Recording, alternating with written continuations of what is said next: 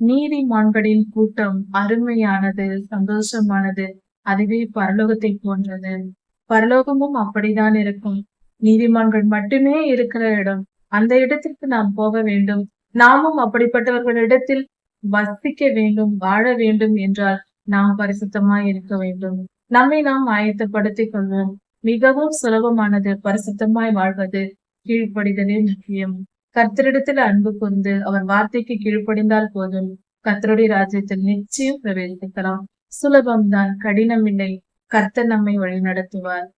வேதத்தை தியானிப்போம், பரிசுத்தமாய் வாழ்வோம். நம்முடைய பிதாவாகிய தேவனுடைய அன்பும் ஆண்டவராகிய இயேசு கிறிஸ்துவின் கிருபையும் சமாதானமும் உங்கள் அனைவரோடும் கூட என்றென்றைக்கும் இருப்பதாக. தலைப்பு: நான் உன்னை விட்டு விலகுவதும் இல்லை, உன்னை கைவிடுவதும் இல்லை. ரூத் 2ஆம் அதிகாரம் 3ஆம் அதிகாரம்.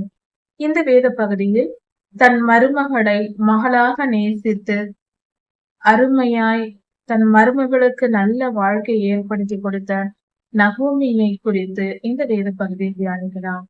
மாமியார் என்றால் எப்படி இருக்க வேண்டும் என்பதற்கு உதாரணமாக 3000 வருடங்களுக்கு முன்பாகவே வாழ்ந்த நகோமி அம்மாவின் சரித்திரத்தை இன்று பார்க்கலாம்.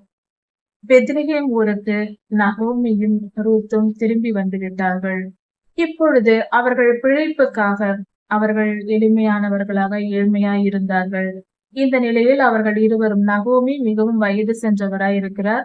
அதனால் ரூத் நான் வேலைக்கு செல்கிறேன் என்று சொல்லுகிறார். எடுத்த உடனே யாரும் வேலைக்கு சேர்த்து கொள்ள மாட்டார்கள். அந்த காலத்தில் படிப்பு போன்ற காரியங்கள் இல்லை. அதாவது இவர்கள் இருவரும் பெத்லகேமுக்கு வந்த போது அது வார்கோதுமை அறுப்பு நாளா இருந்தது. எல்லா வயல்களிலும் அறுப்பு வேலை நடந்து கொண்டிருந்தது. கோதுமையை அறுத்து கொண்டிருந்தார்கள். அப்படி இருக்கும்போது ஒரு வார்கோதுமை அறுப்பு நடந்து கொண்டிருக்கிற அந்த ஒரு வயலில் சென்று ரூத் நான் கதிர் பொறுக்கி வருகிறேன் என்று நகோமியிடம் சொல்லுகிறார். உடனே நகோமி அனுப்பி வைக்கிறார். இப்படி இருக்கும்போது ரூத் தற்செயலாக ஒரு வயலை பார்த்து, அதாவது இந்த இடத்தில் விவசாயத்தை குறித்து சற்று தெரிந்து கொள்ள வேண்டும். வயல்வெளியில் வேலை செய்கிற முறைகள் சில முறைமைகள் உண்டு. அதாவது அறுப்பு அறுக்கும் போது வயல்களில் அறுத்து கொண்டு வருவார்கள் வேலையாட்கள்.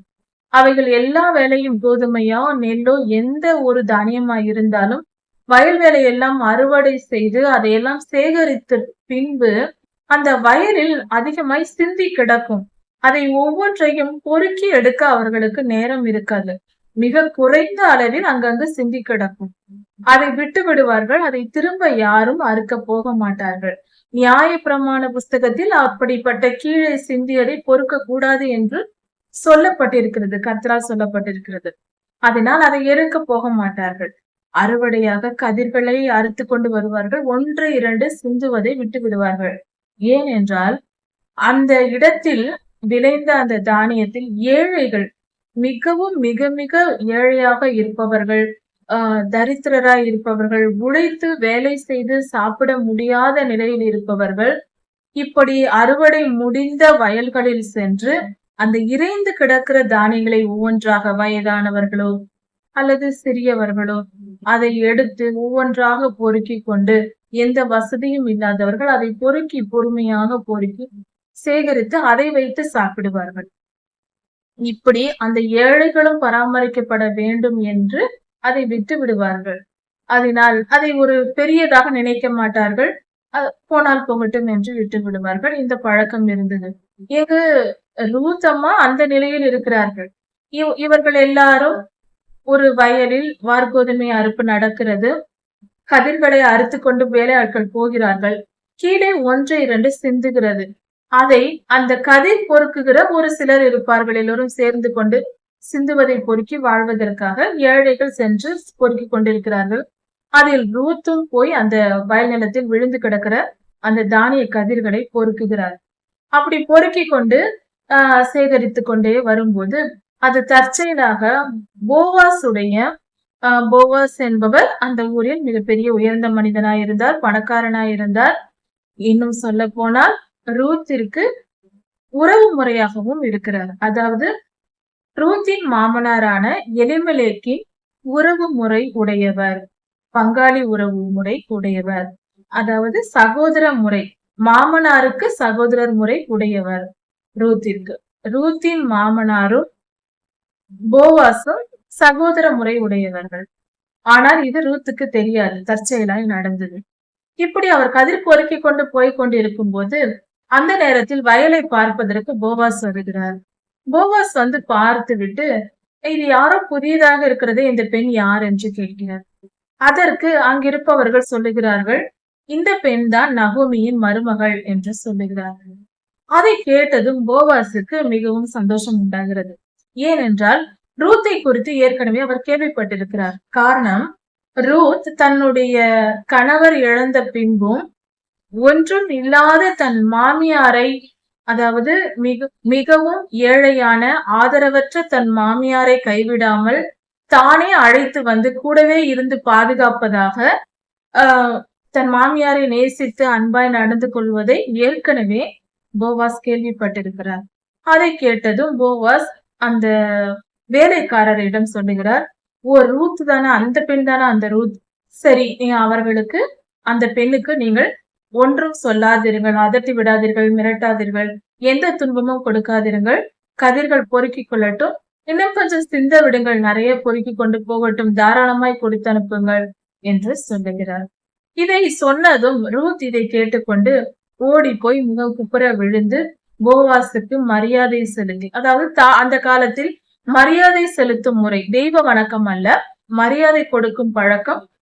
முகம் குப்புற விழுந்து அப்படி மரியாதை செலுத்தி அவர் சொல்லுகிறார் போவாஸிடம், நான் உங்கள் வேலைக்காரிக்கும் சமமில்லாதவளா இருக்க என் மேல் நீங்கள் இவ்வளவு ஆதரவு காட்டுகிறீர்களே, என்ன காரணம் என்று ரூத் கேட்கிறார்.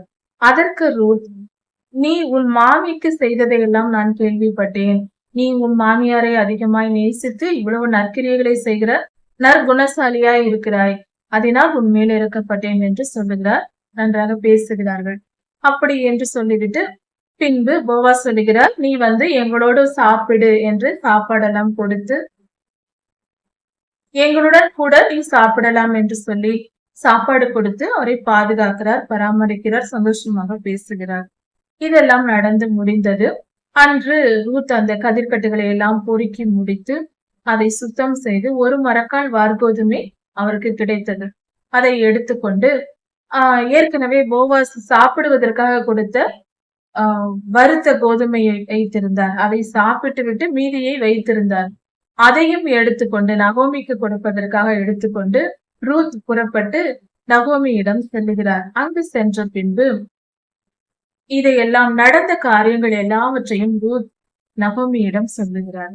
இதையெல்லாம் கேட்ட நகோமி மிகவும் சந்தோஷப்பட்டு தன் மருமகளாகிய ரூத்தை பார்த்து, மகளே, நீ செய்தது சரியான காரியம், நான் சொல்வதை கேள், நீ இப்படியே இருக்கக்கூடாது, நான் உனக்கு நன்மை செய்யாமல் இருக்க மாட்டேன், உனக்கு ஒரு நற்காரியத்தை நான் செய்வேன், நான் சொல்வதை கேட்டு அதன்படி நட என்று சொல்லுகிறார். ரூத் அதற்கு சம்மதிக்கிறார். நாளை நீ அங்கு கதிர் பொறுக்க போகும்போது எல்லாவற்றையும் வேலையெல்லாம் முடித்து மாலை நேரம் ஆன பின்பு நீ குடித்து எண்ணெய் பூசிக்கொண்டு போவாஸ் இருக்கிற கூடாரத்தில் நீ போய் படுத்துக்கொள் என்று சொல்லுகிறார். ரூத்தும் தன் மாமியாரின் சொல்படி எல்லாவற்றையும் கேட்கிறார். இதை செய்த பின்பு திடீரென போவாஸ் இரவில் தூங்கிக் கொண்டிருக்கும் போது விழித்து பார்க்கும்போது தன் கூடாரத்தில் இன்னொரு பெண் படுத்திருப்பதை பார்க்கிறார். பார்த்து அதிர்ச்சி அடைந்து, நீ யார், ஏன் இங்கு வந்து படுத்திருக்கிறாய் என்று கேட்கிறார். அதற்கு ரூத், நான் தான் ரூத் என்று சொல்லுகிறார். அப்படி சொன்னதும் அதை கேட்டு என்னை திருமணம் செய்து கொள்ளுங்கள் என்று பேசுகிறார். அப்படி சொன்ன போது அதற்கு போவாஸ், அவர் வயதானவராய் தோன்றுகிறது, இளவயது உள்ளவர் அல்ல, பெரியவராய் இருக்கிறார். அப்பொழுது போவாஸ் சொல்லுகிறார், இளவயதுள்ள ஆண்களை திருமணம் செய்து கொள்ளாமல் என்னை தேடி நீ வந்திருக்கிறாய், உன்னுடைய முந்தின நற்குணத்தை காட்டிலும் பிந்தின நற்குணம் பெரியது என்று சொல்லுகிறார். இதிலிருந்து என்ன தெரிகிறது என்றால், தவறான எண்ணத்தோடு ரூத் போவாஸை திருமணம் செய்து கொள்ளவில்லை. உலக இச்சையின்படி அவர்கள் வாழவில்லை. அதில் நகோமி போவாஸை திருமணம் செய்து கொள்ளும்படி ரூத்திற்கு சொன்னதற்கு காரணம், தேவ கட்டளையின்படி, நியாய பிரமாணத்தின்படி. போவாஸ் தான் சுதந்திரவாளி, திருமணம் செய்து கொள்ள வேண்டியவர். அதாவது ரூத் விதவையான பின்பு போவாஸ் திருமணம் செய்து கொள்ள வேண்டிய முறையாய் இருக்கிறது. அண்ணனுடைய மனைவி இறந்து விட்டால் தன் சகோதரன் அந்த பெண்ணை திருமணம் செய்து கொண்டு அந்த வம்சத்தை விளங்க வைக்க வேண்டும் என்பது நியாயப்பிரமாணத்தில் கொடுக்கப்பட்டிருக்கிறது. அந்த முறைமையின்படியே கர்த்தருடைய நியாயப்பிரமாணத்தின்படி நகோமி வழி நடத்துகிறார். ரூத்தும் யாரை தன் முறைமையில் கர்த்தருடைய வார்த்தையின்படி, கர்த்தருடைய நியாயப்பிரமாணத்தின்படி தான் யாரை திருமணம் செய்து கொள்ள வேண்டுமோ அவரை தான் போய் திருமணம் செய்து கொள்ளும்படி கேட்கிறார்.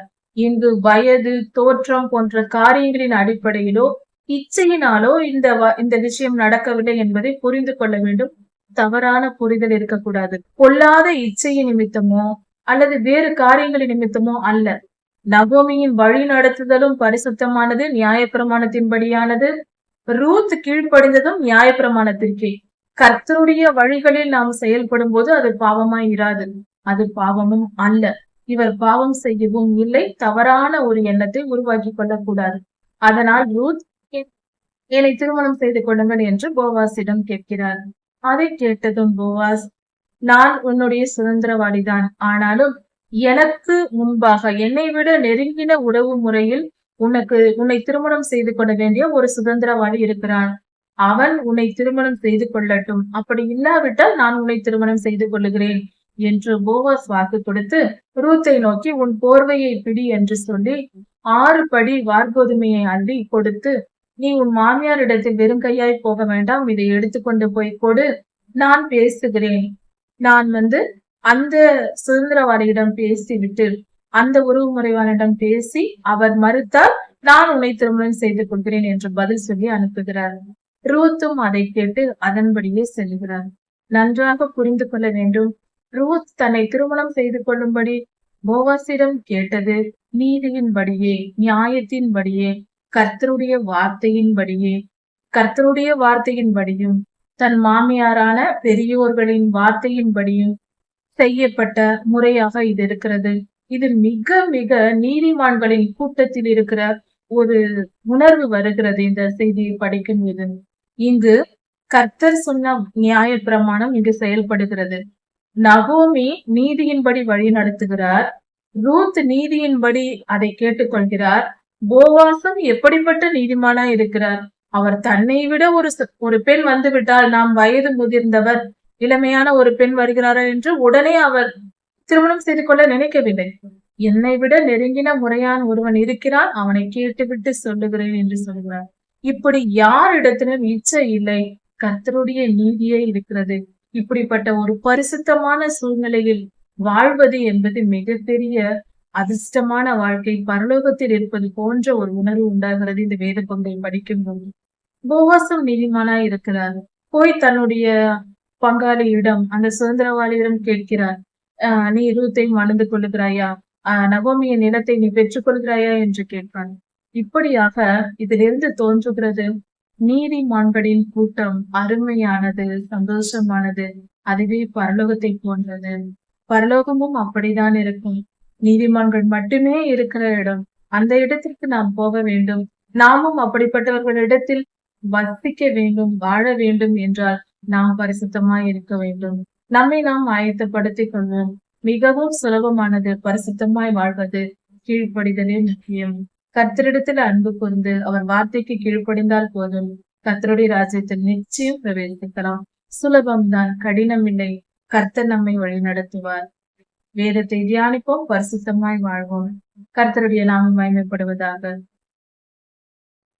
ரூத் 4ஆம் அதிகாரம். கர்த்தரை நம்பி இருந்து தன் கணவரையும் 2 மகன்களையும் இழந்து எந்தவித பிழைப்புக்கும் வழி இல்லாமல் ஏழ்மை நிலையில் இருந்த நகோமி கர்த்தரை நேசித்து கர்த்தருடைய நியாய பிரமாணத்தையும் நீதியையும் கடைபிடித்து கர்த்தரை பற்றி கொண்டிருந்ததினால் அவருடைய வாழ்க்கை எப்படி செழிப்பாக மாறியது. எந்தவித வாய்ப்பும் இல்லை. அவருடைய எதிர்காலத்தில் நன்மை பெறும்படியான எந்த வாய்ப்பும் இல்லை. கணவரும் இல்லை, 2 மகன்களும் இல்லை என்ற நிலையில் இருந்தாலும் கர்த்தரை நேசித்ததினால் ரூத்தை போன்ற ஒரு அருமையான மருமகளை கர்த்தர் நகோமிக்கு கொடுத்தார். அவருடைய வாழ்க்கை எப்படி செழிப்பாயிற்று என்பதை குறித்து இந்த செய்தியில் பார்க்கலாம். ரூத்தை போவாஸின் வயல்நிலத்தில் கதிர் பொறுக்க முதலில் அனுப்பினார் நகோமி. பின்பு அவருடைய கூடாரத்தில் சென்று தன்னை திருமணம் செய்து கொள்ளும்படி கேட்கும்படி சொன்னார். இப்படி ரூத்தை திருமணம் செய்து கொள்ளக்கூடிய உரிமை போவாஸுக்கு இருந்தது. அந்த வழக்கம் இருந்தது. கர்த்தருடைய நியாயப்பிரமாண புஸ்தகத்தில் கர்த்தர் கொடுத்திருக்கிற கட்டளையின்படி ரூத் விதவையாய் இருந்ததினால் போவாஸ் அவரை விதவையை ஆதரிக்க வேண்டிய உறவு முறையில் இருந்தார். ஏனென்றால் ரூத்தின் மாமனாரான எலிமெலேக்கின் சகோதரரான போவாஸ் இருந்தார். அதனால் போவாஸ் இவரை திருமணம் செய்து கொள்ள வேண்டிய ஒரு நிலையில் ஒரு உறவு முறை இருந்தது ரூத்திற்கும் போவாஸிற்கும். அதனால் இதை அறிந்த நகோமி அவர் முறைமையின்படி, கர்த்தருடைய வார்த்தையின்படி, நியாய பிரமாணத்தின்படி போவாஸ் உன்னை திருமணம் செய்து கொள்ளும் முறைதான், அதனால் நீர் அவரிடத்தில் போய் கேள் என்று சொல்லி அனுப்புகிறார். நகோமி கட்டளையிட்டபடி எல்லாம் ரூத் கீழ்ப்படிந்து கர்த்தருடைய வார்த்தையின்படியே செய்கிறார். போவாஸ் இளவயதுள்ளவர் அல்ல, சற்று முதிர் வயது உடையவர் தான். என்றாலும் இவருடைய ஆதரவுக்காக, ரூத்தின் எதிர்காலத்திற்காக இப்படியாக சொல்லப்படுகிறது. ஏனென்றால் ரூத்திற்கு திருமணமாகி மோவாபில் திருமணமாகி 10 வருடம் கழித்து கணவரை இழந்திருக்கிறார். அதனால் இந்த வயது வித்தியாசங்களை எல்லாம் வைத்து பார்க்கும் போது ரூத்திற்கு சுமார் 30-35 வயதிற்கு மேல் இருக்கலாம். அந்த வயதில் தான் இந்த காரியங்கள் நடக்கிறது. அதனால் அவருடைய வாழ்க்கைக்கு ஒரு பிடிப்பு வேண்டும். நகோமிக்கு பின்பாக ரூத்தின் வாழ்க்கை கட்டப்பட வேண்டும், அவரை பாதுகாக்க வேண்டும் என்ற காரியங்களை முன்னிட்டு நகோமி ஒரு தாயை போல செயல்படுகிறார். இப்படி இருக்க நகோமியின் சொல் கேட்டு, அந்த தாயின் சொல் கேட்டு ரூத் அப்படியே நடந்து கொண்டார். அவர் போவாஸிடம் கேட்டார் திருமணம் செய்து கொள்ளும்படி. போவாஸ் சொன்னார், என்னை விட நெருங்கின உறவு முறையில் ஒரு மனிதன் இருக்கிறார், அவர் உன்னை திருமணம் செய்து கொள்கிறாரா என்று கேட்கிறேன் என்று சொல்லி அனுப்பினார். அதை கேட்டுவிட்டு பதில் சொல்வதாக சொன்னார். அதே போல மறுநாள் இவர் பட்டணத்து வாசலில் போய் போவாஸ் உட்கார்ந்தார். அப்பொழுது அந்த உறவு முறை, ரூத்தை திருமணம் செய்து கொள்ளக்கூடிய இன்னும் அதிகமாய் போவாஸை காட்டிலும் நெருங்கின உறவு முறையில் உள்ளவர் ஒருவர் இருந்தார். அந்த மனிதனை அழைத்தார். போவாஸ் அழைத்து, நகோமி ஒரு நிலத்தை விற்க போகிறார், அதை நீ வாங்கிக் கொள்கிறீரா? நீர்தான் அதை வாங்கிக் கொள்ளும் முறையா இருக்கிறது என்று சொல்லுகிறார். உடனே அந்த மனிதன் வாங்கிக் கொள்கிறேன், விலைக்கு வாங்கிக் கொள்கிறேன் என்று சொல்லுகிறார். அப்படியானால் நீர் ரூத்தையும் திருமணம் செய்து கொள்ள வேண்டும் என்று கேட்கிறார். அதற்கு அந்த மனிதன், எனக்கு வயல் நிலமும் வேண்டாம், நான் திருமணமும் செய்து கொள்ளவில்லை என்று சொல்லிவிடுகிறார். அந்த காலத்தில் இஸ்ரவேலில் ஒரு பழக்கம் இருந்தது. அதாவது தான் ஒரு காரியத்தை விட்டு கொடுப்பதாக இருந்தால் தன்னுடைய காலில் போட்டிருக்கிற செருப்பை கழற்றி விட்டு விடுவார்கள். நான் விட்டு கொடுக்கிறேன் என்றால் என்னுடைய காலில் இருக்கிற செருப்பை கழட்டி போட்டு விட்டு போய்விட வேண்டும். அப்படி செய்தால் நான் இந்த காரியத்தை விட்டு கொடுக்கிறேன் என்று பொருள். அதை உறுதிப்படுத்துவதற்காக தங்கள் செருப்பை கழற்றி விட்டு விடுவார்கள். அதன் பின்பு அதை எடுக்க மாட்டார்கள். இந்த பழக்கம் இருந்தது. அதே போல எனக்கு வேண்டாம் என்று அந்த சொன்ன சுதந்திரவாளி, ரூத்தை திருமணம் செய்து கொள்ள வேண்டிய சுதந்திரவாளி என்ன சொல்லிவிட்டார்? எனக்கு வேண்டாம் என்று சொல்லி தன் செருப்பை கழற்றி விட்டுவிட்டார். பின்பு போவாஸ், ஏனென்றால் இந்த சம்பவம் எல்லாம் இவர்கள் இருவருக்கிடையே மட்டுமல்ல, ஏற்கனவே போவாஸ் 10 மூப்பர்களையும் அழைத்திருந்தார். அவர்கள் 10 மூப்பர்களை முன்னிட்டுதான் இந்த காரியத்தை கேட்கிறார். 10 ஊர் பெரியவர்கள் முன்னிலையில் இந்த காரியம் நடக்கிறது. அவர் ஒப்புக்கொண்டு எனக்கு வேண்டாம் என்று செருப்பை கழற்றி விட்டதும் போவாஸ் புறப்பட்டு சென்று ரூத்தை சந்தித்து பேசி திருமணம் செய்து கொள்கிறார். அவர்கள் திருமணம் செய்து கொண்டதும் நகோமி ஆசீர்வதிக்கிறார் போவாஸையும் ரூத்தையும். அவர்களுக்கு ஒரு குழந்தை பிறக்கிறது. அந்த குழந்தைக்கு ஓபேத் என்று பெயரிடுகிறார்கள். அந்த குழந்தையை மடியில் வைத்து தன் பிள்ளையை போல நேசித்து வளர்க்கிறார் நகோமி. ஊரார் எல்லாரும் நகோமியை, இது ரூத்தின் பிள்ளை அல்ல, நகோமியின் பிள்ளை என்று பாராட்டி மகிழ்கிறார்கள், சந்தோஷமாய் பேசுகிறார்கள். இப்படியாக ஓபேத் என்பவர் பிறந்தார். ஓபேத் என்பவர் தாவீது ராஜாவின் தாத்தாவாக இருக்கிறார். ஓபேதின் குமாரன் ஈசாயும், ஈசாயின் குமாரன் தாவீதுமாய் இருக்கிறார். அந்த ஓபேதின் வம்சத்தில் தான் பேரப்பிள்ளையாக, அந்த ஓபேத்துக்கு பேரப்பிள்ளையாக தாவீது ராஜா பிறந்திருக்கிறார். இப்படியாக அந்த வம்சம் தொடங்குகிறது. இதிலிருந்து இது ஒரு நீதிமான்களின் கூட்டமாகவும் நீதியின் செயலாகவும் எவ்வளவு அருமையான ஒரு வேத பகுதியாக இருக்கிறது. இது பொக்கிஷமாகவும் மனம் சந்தோஷப்படக்கூடிய ஒரு காரியமாகவும் இருக்கிறது. அதாவது நகோமி என்ற இனிமையானவள் என்ற பொருள் சொல்வது போல இந்த செய்தி முழுவதும் சந்தோஷம் கொடுக்கக்கூடியதாக இனிமையான செயலாக இருக்கிறது. கர்த்தருடைய வார்த்தையின்படி நடக்கிற ஜனங்களை பார்க்கும்போது, அவர்களை குறித்து படித்து தியானிக்கும் போது அது எவ்வளவு மனதிற்கு சந்தோஷம் கொடுக்கக்கூடியதா இருக்கிறது. நகோமியின் அன்பு, மருமகளாயிருந்தும் ரூத்தின் அன்பு, அவர்கள் கர்த்தர் மேல் வைத்த அன்பு, இவர்கள் எல்லாரும் காரணம் கர்த்தரிடத்தில் வைத்த அன்பு. போவாசை கேட்டாலும் அந்த ஊர் மக்களும் இருந்த சந்தோஷம். முதலில் ஒரு காரியத்தை கவனிக்க வேண்டும். அவர்கள் முதல் ரூத் சென்று போவாசின் வயல்வெளியில் இவர் கதிர் பொறுக்கி கொண்டிருக்கும் போது அந்த வயல்வெளிக்கு போவாஸ் வருவார். வந்ததும் அங்கு வேலை செய்கிறவர்களை பார்த்து கர்த்தர் உங்களை ஆசீர்வதிப்பாராக என்று ஆசீர்வதிக்கிறார். தன் வயலில் வேலை செய்கிறவர்களை போவாஸ் ஆசீர்வதிக்கிறார். அதற்கு பதிலாக அந்த ஜனங்கள் திரும்பவுமாக கர்த்தர் உங்களையும் ஆசீர்வதிப்பாராக என்று அவர்களும் ஆசீர்வதிக்கிறார்கள். இந்த முறை எவ்வளவு அருமையாக இருக்கிறது. இன்று ஐடி கம்பெனி என்று சொல்லுகிறோம், மிகப்பெரிய பிசினஸ் இண்டஸ்ட்ரீஸ் இருக்கிறது. எங்காவது வாழ்த்து செய்திகள் உண்டா? ஒருவருக்கொருவர் மனிதர்களாய் நம்மை நினைத்து வாழ்கிறோம்னா, ஒரு எந்த நிறுவனங்களாகட்டும், எந்த ஒரு ஆர்கனைசேஷன் ஆகட்டும், எதிலாவது இந்த அளவுக்கு அன்பு இருக்கிறதா? ஒருவரை ஒருவர் வாழ்த்துகிற மனம், கர்த்தருடைய நாமத்தினால் வாழ்த்துகிற மனம் இருக்கிறதா? யோசித்து பார்ப்போம். அந்த மனம் இருந்தால் அங்கு நீதி இருக்கும். மிகவும் அற்புதமான ஒரு நிகழ்வாக இருக்கிறது.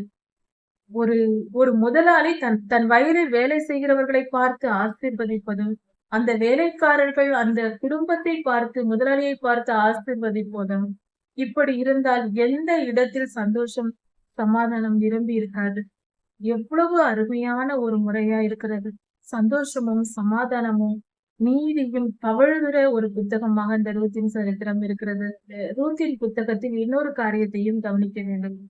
நகோமி ஆசீர்வதிக்கும் போது, ஒரு காரியத்தை சொல்லும் போது, ரூத்தை குறித்து ஆசீர்வதிக்கும் போது ஒரு விஷயத்தை சொல்லுகிறார். அதாவது உயிருள்ளோருக்கும் மரித்தோருக்கும் தயவு செய்கிற தேவன் உன்னை ஆசீர்வதிப்பாராக, உனக்கு தயவு செய்வாராக என்று சொல்லி ஆசீர்வதித்துதான் ரூத்தை வயல்வெளியில் கதிர் பொறுக்க அனுப்புகிறார்.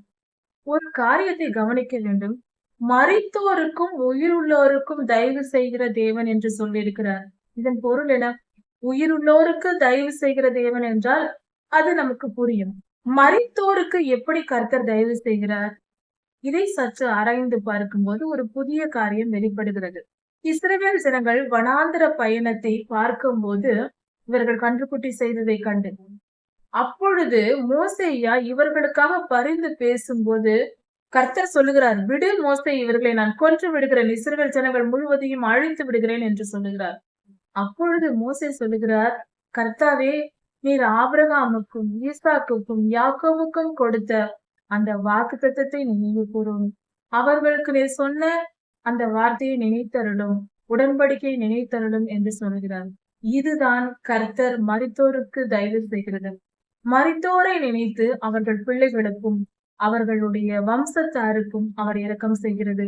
அன்று ஆபிரகாம் ஐயாவுக்கு சுமார் 3000 வருடங்களுக்கு முன்பாக ஆபிரகாம் ஐயாவுக்கு அவர் தயவு செய்து, ஆபிரகாம் ஐயா விசுவாசித்தார், அவரை நீதிமானாக கர்த்தர் எண்ணி அவரை ஆசீர்வதித்தார், அவருக்கு வாக்கு கொடுத்தார்.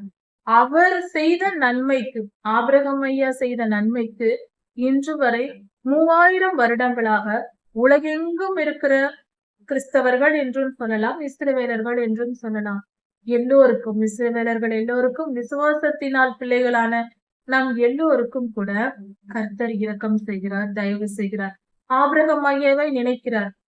ஆபிரகாம் அன்று நமக்கு கீழ்ப்படிந்தாரே, நாம் சொன்னபடியெல்லாம் கேட்டாரே, அந்த பிள்ளைகள் அல்லவா இவர்கள். அவருடைய பிள்ளைகள் அல்லவா இவர்கள் என்று இன்று நமக்கு இரக்கம் காட்டுகிறார். இன்று நாம் தவறுகள் செய்து கொண்டும் கூட நேரடியாக அடிபடாமல் இருப்பதற்கு காரணம், கர்த்தரால் அடிபடாமல் இருப்பதற்கு, நமக்கு தயவு கிடைப்பதற்கு, காலம் கிடைப்பதற்கு, மனம் திரும்புவதற்கு காலம் கிடைக்கிறது அல்லவா? இதெல்லாம் எதனால்? அன்று ஆபிரகாம் ஐயாவை அவர் நீதிமானாய் வாழ்ந்ததை நினைத்து இன்று நமக்கு தயவு காட்டுகிறார். இதுதான் மரித்தோருக்கும் உயிரோடு இருக்கிறவர்களுக்கும் தயவு காட்டுகிற தேவன். இப்படிப்பட்ட அற்புதமான வார்த்தை நகோமி அம்மாவின் வார்த்தை. அவர்கள் சொன்ன அந்த வார்த்தை எவ்வளவு உண்மையானது. இன்றும் நாமும் அப்படிதான். நம் முன்னோர்கள் செய்த புண்ணியத்தை நாம் இன்று கற்றுக்கொள்கிறோம். அவர்கள் செய்ததை நல்ல கிரியைகளை எல்லாம் நினைத்து கர்த்தர் இன்று நம்மை ஆசீர்வதிக்கிறார். உலகில் சிலர் பெரிய பணக்காரர்களாக மிக சிறந்த வாழ்க்கை வாழ்ந்து கொண்டிருப்பார்கள். பொதுவாக சாதாரண ஜனங்கள் அவர்களை பார்த்து பொறாமைப்படுவதுண்டு. ஆனால் ஒரு உண்மையை தெரிந்து கொள்ள வேண்டும். உலகத்தில் உயர்ந்த வாழ்க்கை, செழிப்பான வாழ்க்கை வாழ்கிறார்கள் என்றால் அவர்கள் முன்னோர்கள் செய்த தான தர்மங்கள் என்னென்ன என்று நமக்கு தெரியாது, கர்த்தருக்கு தெரியும். அவர்களுடைய நன்மைக்கு ஏற்ற பலனாக அவர்களுடைய வம்சத்தையே கர்த்தர் ஆசீர்வதிப்பார். மரித்தோருக்கும் தயவு செய்கிற தேவன் என்பதை இந்த ரூத்தின் புத்தகத்திலிருந்து நாம் தெரிந்து கொள்ளலாம். அவர் மரித்தோருக்கே தயவு செய்கிறவர் என்றால் உயிரோடு இருக்கிற நமக்கு அவர் செய்ய மாட்டாரா?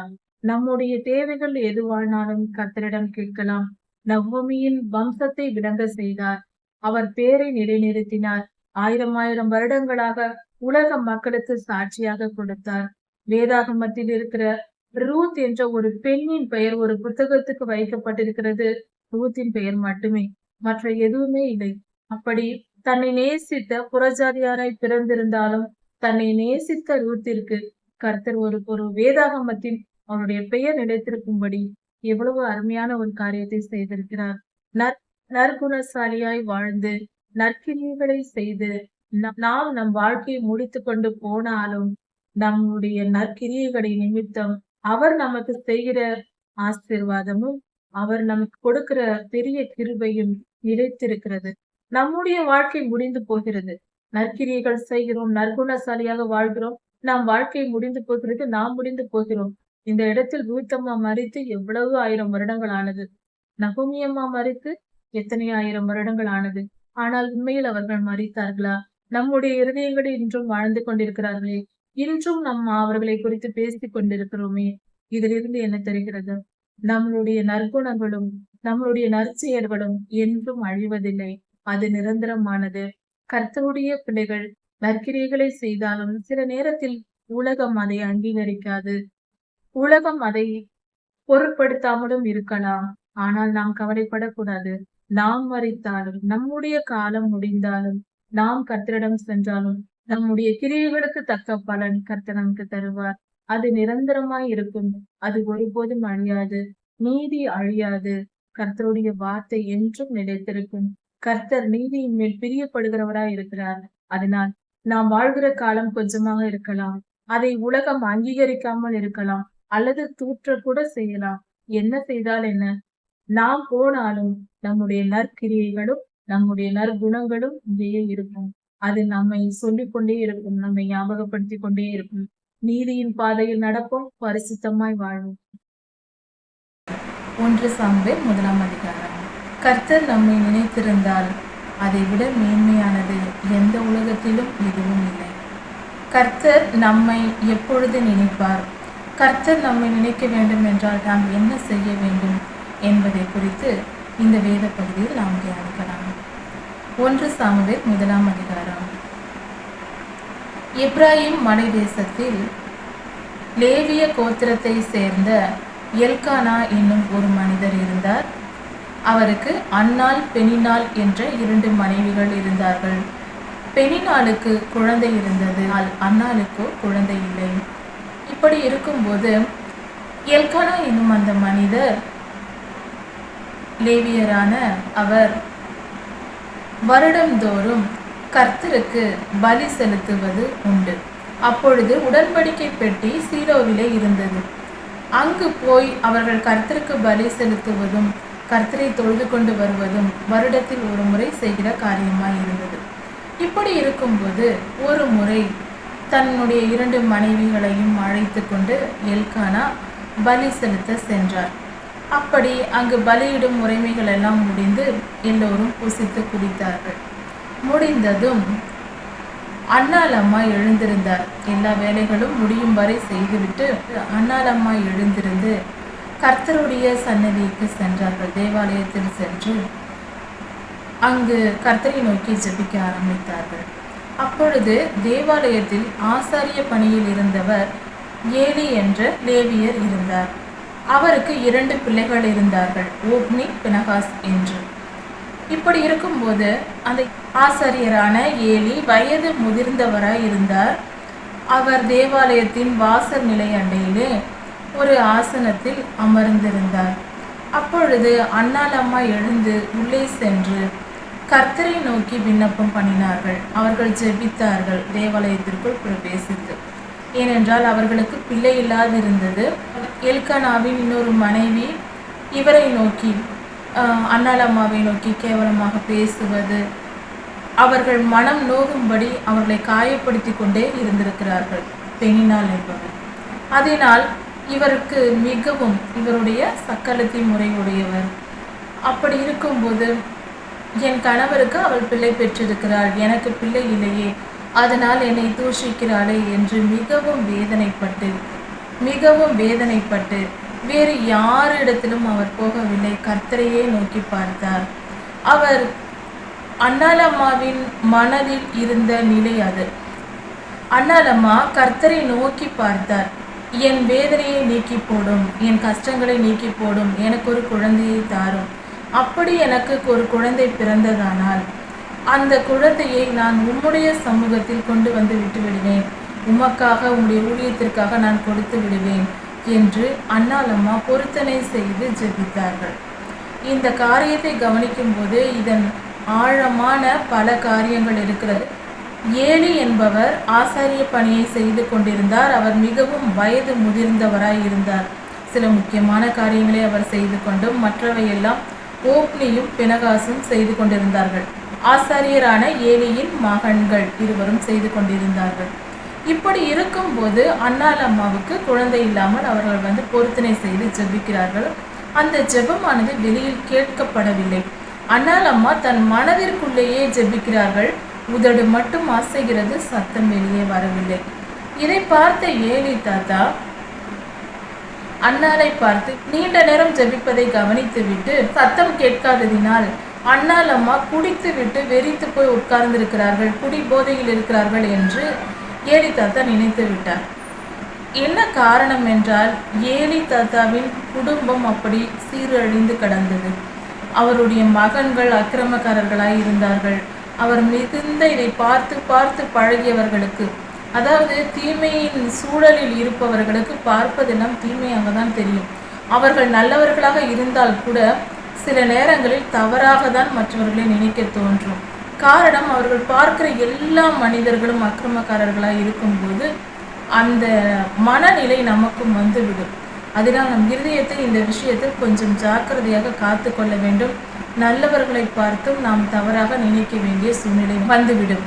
இப்பொழுதும் கூட மிகப்பெரிய ஊழியக்காரர்கள், மிக சிறந்த உண்மையான ஊழியக்காரர்களை கூட பலர் தூஷிப்பதும் தவறாக பேசுவதையும் நாம் கேள்விப்படுகிறோம்.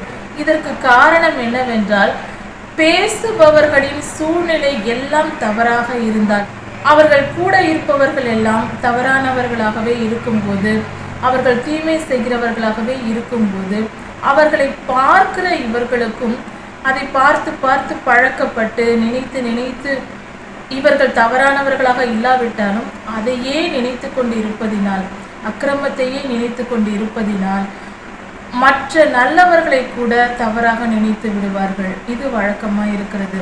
இப்படிதான் பல ஊழியர்கள், பல பரிசுத்தவான்கள் தூஷிக்கப்படுகிறார்கள். இதற்கு காரணம் தூஷிக்கிறவர்களின் சூழ்நிலையே காரணமே தவிர ஊழியர்கள் அல்ல. அதனால்தான் கர்த்தர் நம்மை தினமும் ஜெபிக்கவும் வேதம் வாசிக்கவும் சொல்லுகிறார். நாம் அப்படி செய்யும்போது நம் சூழ்நிலைகளை எல்லாம் மறந்து, நம் குடும்பம் ஒருவேளை சரியில்லாததாக இருக்கலாம், அதாவது கர்த்தரை அறியாத மக்களோடு நாம் வாழ்ந்து கொண்டிருக்கலாம், அவர்கள் பாவம் செய்யலாம், அந்த பாவத்தையே நாம் நினைக்க வேண்டிய சூழ்நிலை ஏற்படலாம். இப்படியே நாம் நினைத்து கொண்டிருந்தால் நமக்கும் அதே சிந்தனை, அதே செயல்கள் தான் வரும். அதற்காக தான் கர்த்தர் சொல்லுகிறார், நீ என்னை நோக்கி பார், என்னை நினைத்து பார். நாம் அதிக நேரம் ஜெபிக்கும் போதும் வேதத்தை தியானிப்பதும், வேதத்தை 1 மணி நேரம் வாசித்தாலும் மற்ற நேரங்களில் அந்த வசனங்களையே நினைத்து கொண்டிருக்கும் போதும், கர்த்தரையும் கர்த்தருடைய நாமத்தையே நாம் தியானித்து கொண்டிருக்கும் போதும், மற்றவர்கள் செய்கிற பாவங்கள் நம் சிந்தனையில் ஒட்டாமல் நம்முடைய செயல்களில் வெளிப்படாமல் இருக்கும். அதனால் நாம் பரிசுத்தவான்களாக மாறுவதற்கு அது மிகவும் பலனுள்ளதாக இருக்கிறது. அதனால்தான் கர்த்தர் சொல்லுகிறார், வேதம் வாசிப்பும் ஜெபமும் தினமும் நமக்கு தேவை. அதிகாலையில் என்னை தேடி வாருங்கள் என்று சொல்வதன் பொருள் அதுதான். அதிகாலையில் அமைதியான நேரம், மற்றவர்கள் இருக்க மாட்டார்கள், அதிகமான சத்தம் இருக்காது. அதனால் அந்த அமைதியான வேளையில் நாம் கர்த்தரை நோக்கி தியானிக்கும் போது அந்த நாளின் துவக்கத்தில், பகல் நேர பொழுதின் துவக்கத்தில் அது நடக்கும்போது நாம் அந்த வசனங்களை, அந்த வார்த்தைகளை, கர்த்தரோடு சஞ்சரித்த தியானித்த வசனங்களை, அவருடைய வார்த்தைகளை யோசிக்கும் போது நாம் மற்ற நினைவுகள் நமக்கு அதிகம் வராது. அதனால் நம்முடைய சூழ்நிலை தவறானதாக இருந்தாலும் அது நம்மை பாதிக்காது. நம் இருதயத்தை காத்து கொள்வதற்கு அது வசதியாக இருக்கும். இதை தான் கர்த்தர் நம்மை செய்ய சொல்கிறார். தினமும் அன்றாடம் அதிகாலையில் எழுந்து வேதம் வாசித்து ஜெபிக்க வேண்டும் என்று. அதை நாம் செய்ய வேண்டும், கண்டிப்பாக செய்ய வேண்டும். அப்பொழுது நம் இருதயத்தை காத்து கொள்ளலாம். அண்ணால் அம்மா இப்படியாக ஜெபித்து முடித்தார். அப்பொழுது ஏலி தாத்தா வந்து, நீ ஏன் இப்படி குடித்து வெறித்திருக்கிறாய்? எது வரைக்கும் இப்படியே இருப்பாய்? தெளிந்திரு, எழுந்திரு என்று எழுப்பி விடுகிறார். அப்பொழுது அண்ணாலம்மா, நான் குடிக்கவும் இல்லை, நான் திராட்சரசமோ மதுபானமோ எதுவும் தொடவில்லை. நான் கர்த்தரிடத்தில் பொருத்தனை பண்ணி கொண்டிருந்தேன். அவர் என்ன பொருத்தனை பண்ணுகிறார் என்றால், எனக்கு ஒரு குழந்தையை கொடுத்தால் அதை நான் உன்னுடைய சமூகத்தில் விட்டு விடுவேன். தலைமூடி எடுக்கப்படாமல், மொட்டை அடிக்கப்படாமல் அந்த குழந்தை நசரேய விருதத்தோடு எப்பொழுதும் உம்முடைய சன்னதியில் இருப்பான் என்று அம்மா அண்ணாலம்மா கர்த்தரிடத்தில் பொருத்தனை செய்தார்கள். ஏலி தாத்தா எழுப்பி விடுகிறார். அப்பொழுது அண்ணாலம்மா சொல்லுகிறார்கள், நான் மதுபானமோ திராட்சரசமோ நான் குடிக்கவில்லை. நான் மன கிளேசத்தோடு, மன வேதனையோடு நான் கர்த்தரை நோக்கி என் இருதயத்தில் விண்ணப்பம் பண்ணினேன் என்று சொல்லுகிறார். அதை கேட்டதும் என்னை தவறாக நினைக்க வேண்டாம் என்றும் சொல்லுகிறார். அதை கேட்டதும் ஏலி தாத்தா, அப்படியா என்று சொல்லி, கர்த்தர் உன் விண்ணப்பத்தை கேட்பாராக என்று ஆசீர்வதித்து அவரை அனுப்புகிறார். அண்ணாலம்மா புசித்து விட்டு அதன் பின்பு எந்தவித துக்க முகத்தோடு இல்லாமல் அவர்கள் சாதாரணமான மனநிலையில், மனவேதனை இல்லாமல் சந்தோஷமாக இருந்தார்கள். அதன் பின்பு சில நாள் கழித்து அவர்களுக்கு ஒரு ஆண் குழந்தை பிறந்தது. அவருக்கு சாமுவேல் என்று பெயரிட்டார்கள். அதுதான் தீர்க்கதரிசியாகிய சாமுவேல் ஐயா, அவருடைய பிறப்பு இது. இப்படி இந்த வேத பகுதியை நாம் தியானிக்கும் போது 2 காரியங்களை நாம் கவனிக்க வேண்டும். ஒன்று, அண்ணாள் அம்மாவின் பக்தி வைராக்கியம். அவர்களுக்கு குழந்தை பிறப்பதற்கு காரணம் என்ன என்றால் அவர்களின் விசுவாசம். கர்த்தரிடத்தில் பொருத்தனை செய்து ஜெபித்து விட்டார்கள். ஜெபித்து விட்டு துக்க முகமாய் இருக்கவில்லை என்று சொல்லப்பட்டிருக்கிறது வேதத்தில். அப்படி என்றால் ஜெபத்தை முடித்த உடனே மீண்டும் மீண்டும் போய் ஜெபித்து கொண்டே இருக்கவில்லை. ஏனென்றால் என் ஜெபம் கேட்கப்படவில்லை என்று நினைக்கும் போதுதான் மீண்டும் மீண்டும் அந்த காரியத்தை குறித்து நாம் ஜெபிப்போம். முதலில் அதை புரிந்து கொள்ள வேண்டும். கர்த்தர் நம் ஜெபத்தை கேட்கிறார் என்ற விசுவாசம் இல்லாமல் எவ்வளவு ஜெபித்தும் பிரயோஜனம் என்ன? நாம் முதலில் விசுவாசிக்க வேண்டும். விசுவாசமே ஆதாரம். அண்ணாள் அம்மா ஒரு முறை ஜெபித்தார்கள். நான் கர்த்தரிடம் ஜெபித்து விட்டேன், கர்த்தர் எனக்கு குழந்தை தருவார் என்ற சந்தோஷத்தோடு அவர்கள் துக்கமுகமாய் இல்லாமல் போனார்கள். அதனால் அந்த ஜெபம் கேட்கப்பட்டது. இது முதல் காரியம். இரண்டாவதாக, கர்த்தர் அண்ணாளை நினைத்தருளினார். 1 சாமுவேல் 1:19 கொடுக்கப்பட்டிருக்கிறது.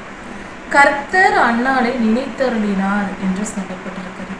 அப்படி என்றால் ஒரு மனிதனை, ஏனென்றால் இந்த இடத்தில் அண்ணாளம்மா மிகவும் தன்னை தாழ்த்துகிறார் கர்த்தருடைய சமூகத்தில். அவர் செய்கிற ஜெபம் அப்படிப்பட்டதா இருக்கிறது. கர்த்தாவே, என்னை நினைத்தருளும், என்னை அடியாளை நினைத்தருளும், நான் என் பிள்ளையை உமக்காகவே நான் கொடுப்பேன் என்று தன்னை தாழ்த்துகிறார். 2ஆம் அதிகாரத்தை வாசித்து பார்க்கும்போது கர்த்தரை துதித்து பாடுகிறார்கள். அப்பொழுது அவருடைய தாழ்மை அதிகமாய் விளங்குகிறது. இப்படியாக அண்ணாள் அம்மாவின் தாழ்மை மிக மிக மிக பெரியது. அண்ணாள் அம்மா ஜெபத்தில் நாம் பார்க்க வேண்டிய, கற்றுக்கொள்ள வேண்டிய காரியங்கள். முதலில் பக்தி வைராக்கியம். கர்த்தரிடம் நான் கேட்பேன், அவர்தான் என் தெய்வம் என்று உலக காரியங்களிலேயோ மனிதனையோ மற்றவர்களையோ சார்ந்திருக்காமல், இந்தவரை நீர்தான் எனக்கு குழந்தை தர வேண்டும் என்று அவர் வேண்டிக் கொண்டார். கர்த்தரை விசுவாசித்தார். கர்த்தர் மேல் பக்தி வைராக்கியமாய் இருந்தார். அடுத்தது, கர்த்தரிடத்தில் அதை ஒரு விஷயத்தை நாம் சொல்லிவிட்டால் நிச்சயம் கிடைக்கும் என்கிற நம்பிக்கை, அந்த விசுவாசமும் அவருக்குள் இருந்தது. கர்த்தருடைய வல்லமையின் மேலும் விசுவாசம் இருந்தது. கர்த்தரே நம் தெய்வம் என்பது மட்டும் விசுவாசம் அல்ல, நான் கேட்டால் கர்த்தர் எனக்கு செய்வார் என்று நினைப்பதும் விசுவாசமே. விசுவாசத்தின் படிநிலைகள். கர்த்தரே தெய்வம் என்று விசுவாசிப்பது முதல் படி. அதன் பின்பு பல தூரம் செல்ல வேண்டியிருக்கிறது விசுவாசத்தில். கர்த்தருடைய வசனங்களை விசுவாசிப்பது, நாம் கர்த்தரிடம் கேட்டுக்கொள்கிற காரியங்களை அவர் தருவார் என்று விசுவாசிப்பது, கர்த்தருடைய தீர்க்க தரிசனங்கள் பலிக்கும் என்று விசுவாசிப்பது, இப்படிப்பட்ட பல விசுவாசங்கள் உண்டு. இப்படி விசுவாசத்தில் அண்ணாலம்மா மிக சிறந்தவராக இருந்தார். அதனால் அவர் குழந்தையை பெற்றுக்கொண்டார். அவர் விண்ணப்பம் கேட்கப்பட்டது. இப்படி கர்த்தருக்கு பிரியமானவர்களாய் நாம் வாழ வேண்டும். கர்த்தருடைய நினைவுகளில் நாம் வாழ வேண்டும்.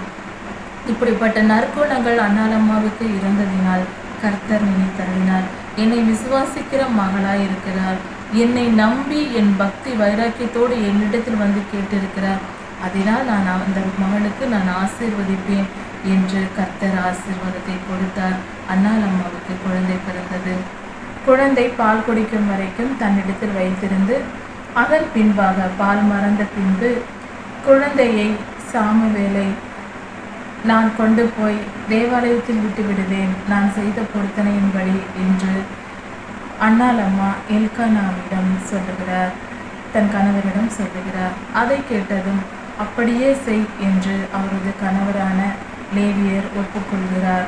கர்த்தருக்கு செய்த பொருத்தனையின்படியே அந்த குழந்தையை எடுத்துக்கொண்டு 3 காளைகளையும் மாவையும் திராட்சரசத்தையும் கர்த்தருக்கு பலி செலுத்த எடுத்துக்கொண்டு சென்று அங்கு கர்த்தருக்கு பலி செலுத்தி சீலோவிலே குழந்தையை எடுத்துக்கொண்டு போய் ஏலி தாத்தாவினிடத்தில் ஒப்படைக்கிறார் அண்ணாலம்மா. போய் ஏலி தாத்தாவிடம், நான் அன்று ஜபித்து கொண்டிருந்தேனே, உங்களிடம் பேசினேனே, நான் தான் அது.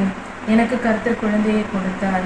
அதை உங்களிடத்தில் குழந்தையை விட்டுவிடும்படி கொடுக்கும்படி கர்த்தருக்கு பணிவிடை செய்ய கர்த்தருடைய ஆலயத்திற்கு கொடுக்கும்படி கொண்டு வந்திருக்கிறேன் என்று சொல்லுகிறார்.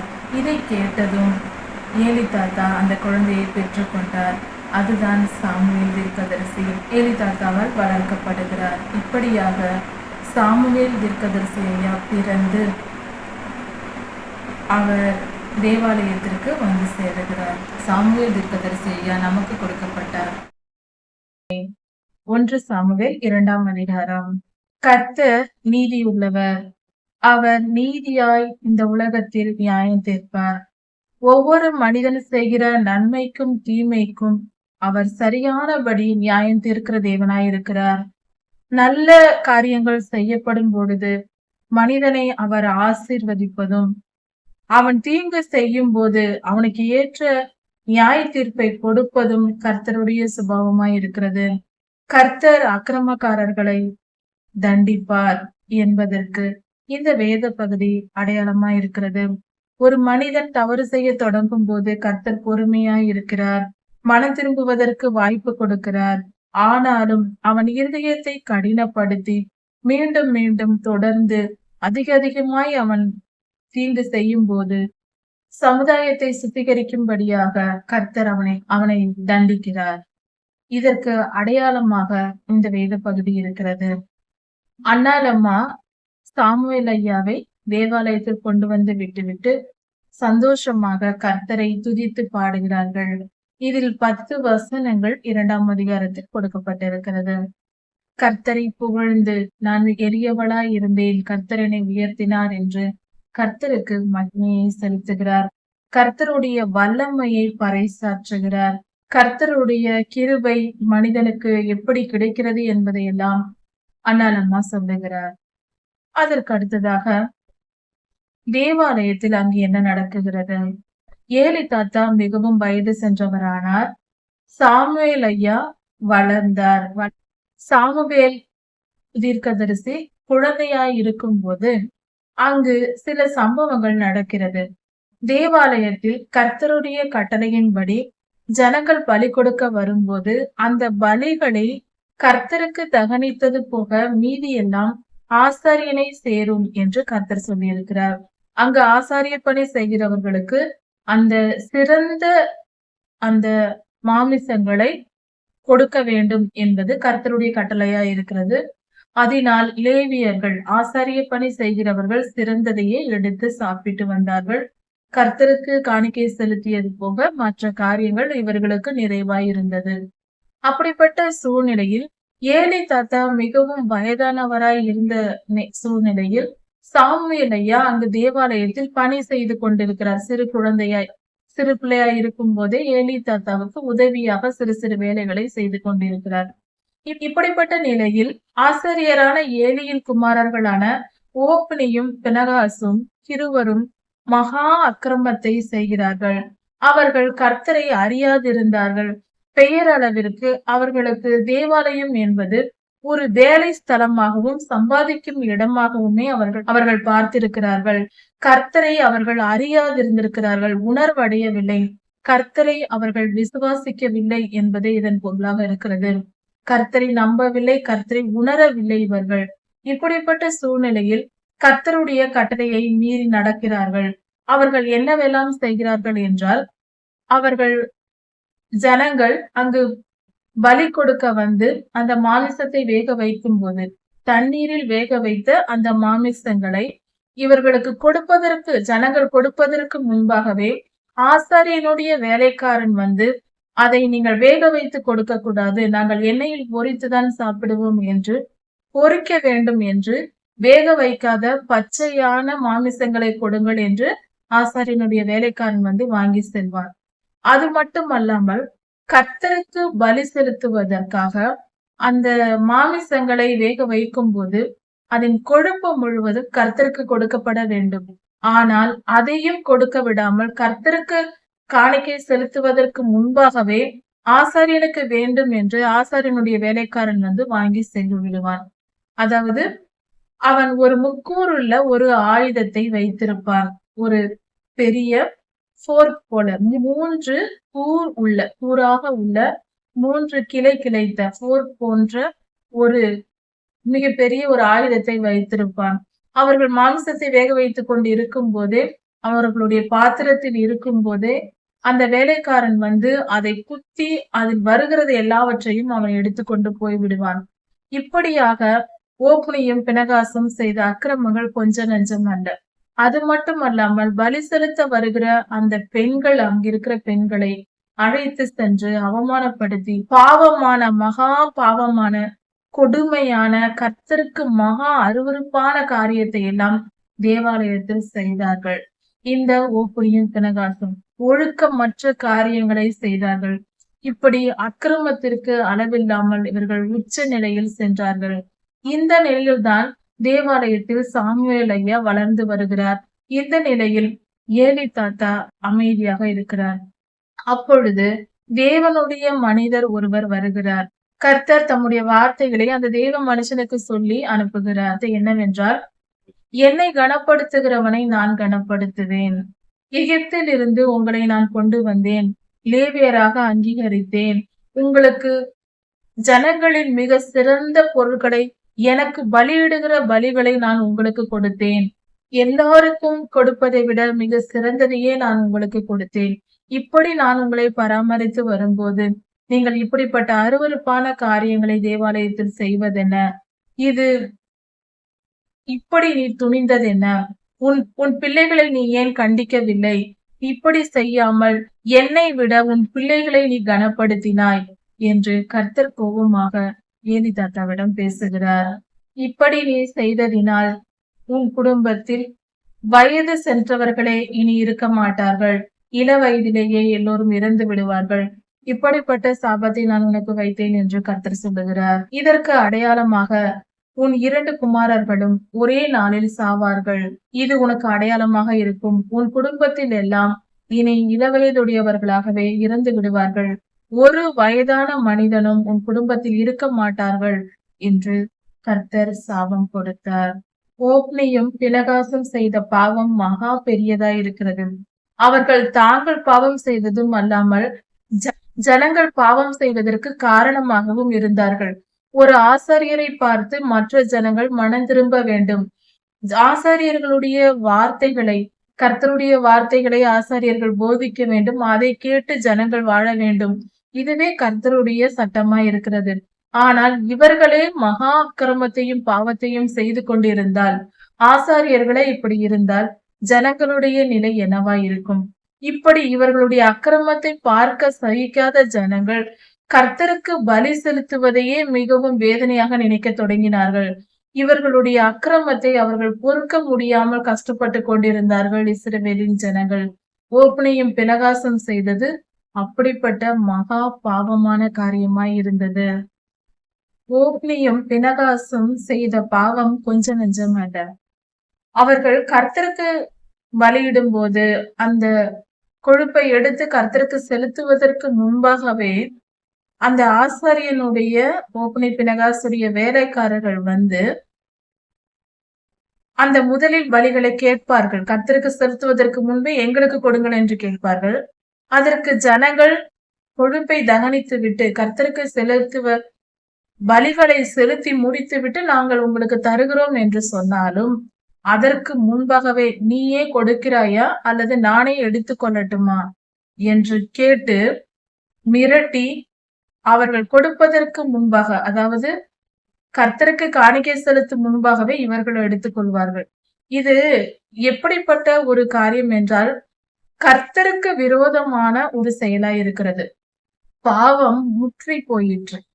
கர்த்தருக்கு விரோதமாக, கர்த்தருக்கு பயப்படுகிற பயம் என்ற பயம் ஒரு துளி கூட இல்லாமல், ஒரு பயபக்தி இல்லாமல் ஆசாரியராய் இருந்தும் கர்த்தரை அறியாமல் மகா அக்கிரமம் செய்தார்கள். இந்த நிலை வந்தபோதுதான் கர்த்தர் இப்படிப்பட்ட ஒரு நியாய தீர்ப்பை ஏலி தாத்தாவுக்கு சொல்லி அனுப்புகிறார். இதற்கு முன்பாகவே ஏலி முதலில் எச்சரிக்கிறார் தன் பிள்ளைகளை, நீங்கள் இப்படி செய்யாதிருங்கள் என்று எச்சரிக்கிறார். அப்படி ஏலி சொல்லும் போதும் அவருடைய வார்த்தைக்கு இவர்கள் செவி கொடுப்பதில்லை. இவர்கள் அக்கிரமத்தை இவர்கள் தொடர்ந்து செய்து கொண்டே இருக்கிறார்கள். அதை இவர்கள் பொருட்படுத்தவில்லை. இன்னொரு காரியம், அந்த சமயத்தில் சாமுவேல் ஐயா அங்கு இருந்தார். அவர் சிறு பிள்ளையா இருந்தார். அவர் வளர்ந்து வருகிற காலமாய் இருந்தது. ஒவ்வொரு வருடமும் அண்ணாலம்மா வருடத்தில் ஒரு முறை வந்து தன் பிள்ளையை பார்த்து விட்டு கர்த்தருக்கு பலி செலுத்த வரும்போது சாமுவேல் ஐயாவுக்கு ஒரு சின்ன சட்டையை தைத்து கொண்டு வருவார்கள். அந்த சட்டையை கொடுத்து விட்டு போவார்கள். அது சணநூல் தரித்த ஏபோத்தை அணிந்து கொண்டு, அந்த சட்டையை அணிந்து கொண்டு சாமுவேல் ஐயா வளர்ந்து வந்தார். சாமுவேல் அங்கேயே இருக்கிறார் தேவாலயத்தில். இந்த அக்கிரமங்கள்லாம் நடக்கும் சூழ்நிலையில் தான் அவரும் வாழ்ந்து கொண்டிருக்கிறார். இவர் ஏலி தாத்தாவோடு பரிசுத்தமாய் வாழ்ந்து கொண்டிருக்கிறார். 1 சாமுவேல் 1ஆம் அதிகாரத்தில் ஏலி தாத்தா அன்னாள் அம்மா முதலில் குழந்தைக்காக கர்த்தரிடம் ஜெபித்து கொண்டிருக்கும் போது மது போதையினால் மயங்கி இருக்கிறார் என்று நினைத்து ஏலி தாத்தா முதலில் தவறாக நினைக்கிறார். அதன் பின்பு அன்னாள் அம்மா பேசுகிறார்கள், இல்லை நான் ஜெபித்துக் கொண்டிருந்தேன் என்று சொல்லுகிறார். அது போல ஒரு காரியத்தை நாம் கவனிக்க வேண்டும். இப்படிப்பட்ட தன் குமாரர்கள் தவறான பிள்ளைகளாய் இருந்து அவர்கள் தவறு செய்வதை பார்த்து கொண்டிருந்த ஆசிரியரான ஏலி அவருடைய மனதில் பாவத்தையே பார்த்து பார்த்து பழகி கொண்டிருந்தார். அதன் விளைவாக அன்னாளம்மா ஜெபித்துக் கொண்டிருந்தாலும் அதை ஏலி தவறாக நினைக்கிறார். புரிந்து கொள்ளவில்லை. முதலில் அவர்கள் எடுத்து சொன்னதும் புரிந்து கொண்டார், அவர்களை ஆசீர்வதித்தார். அதே போல 2வது முறையாக ஒரு முறை அன்னாளம்மா சாமுவேல் ஐயா தேவாலயத்தில் வளர்க்கப்பட்டு கொண்டு இருக்கும் போது அன்னாளம்மா வந்து மீண்டுமாக ஏலி தாத்தாவை வந்து சந்திக்கிறார். அப்படி வந்து பார்த்து விட்டு குழந்தையான சாமுவேலுக்கு சட்டை கொடுத்து செல்வதற்காக வருகிறார். அப்பொழுது ஏலியை பார்க்க வருகிறார். அப்பொழுது ஏலி அவர்களை ஆசீர்வதிக்கிறார். நீ கர்த்தருக்கு கொடுத்த குழந்தைக்கு பதிலாக கர்த்தர் உன்னை மேலும் ஆசீர்வதிப்பாராக என்று ஆசீர்வதிக்கிறார். அதன் பின்பு அன்னாள் அம்மாவுக்கு 3 குமாரர்களும் 2 குமாரத்திகளும் பிறந்தார்கள். சாமுவேல் ஐயாவுக்கு பின்பாக குழந்தை இல்லாத மலடியாயிருந்த அன்னாள் அம்மா 5 பிள்ளைகளை பெற்று மொத்தம் 6 குழந்தைக்கு தாயானார்கள். இது கர்த்தருடைய ஆசீர்வாதமா இருக்கிறது. கர்த்தர் பெரிய காரியங்களை செய்ய வல்லவர். காலம் தாழ்த்தி குழந்தை இல்லாமல் இருந்து பின்பு குழந்தை பிறப்பது இது தேவ செயலாய் இருக்கிறது. சில காரணங்களுக்காக கர்த்தர் குழந்தை பிறப்பை நிறுத்தி வைத்து அதன் பின்பு பிறக்கச் செய்கிறார். கர்த்தர் பெரிய காரியங்களை செய்கிறார். ஏலிக்கு பின்பாக தேவாலய பணியில் பரிசுத்தமாய் நடக்க வேண்டியவர்கள் ஓப்னியும் பினகாசும். அவர்களுடைய அக்கிரமத்தின் நிமித்தம் கர்த்தர் அவர்களை தண்டித்து சாமுவேல் ஐயாவை அங்கு தேவாலயத்திற்கு கொண்டு வருகிறார் தீர்க்கதரிசியாக. சாமுவேல் ஐயாவின் தகப்பன் எல்கானா லேவி கோத்திரத்தை சேர்ந்தவர். அப்படி இருக்க லேவியர்கள் தான் ஆசாரிய பணியில் ஈடுபட வேண்டும். சாமுவேல் ஐயா ஒரு லேவியராய் இருக்கிறார். இப்படி எல்லாவித நியமங்களும் பொருந்தும்படியாக தேவாலய பணிக்கென்று கர்த்தர் சாமுவேல் ஐயாவை அங்கு கொண்டு வருகிறார். கர்த்தர் பெரிய காரியங்களை செய்கிறார். ஒரு மனிதன் நல்லவனாக இருக்கும் போது, கர்த்தருக்கு கீழ்ப்படுகிறவனாக இருக்கும் போது அவனை ஆசீர்வதிக்கிறார்.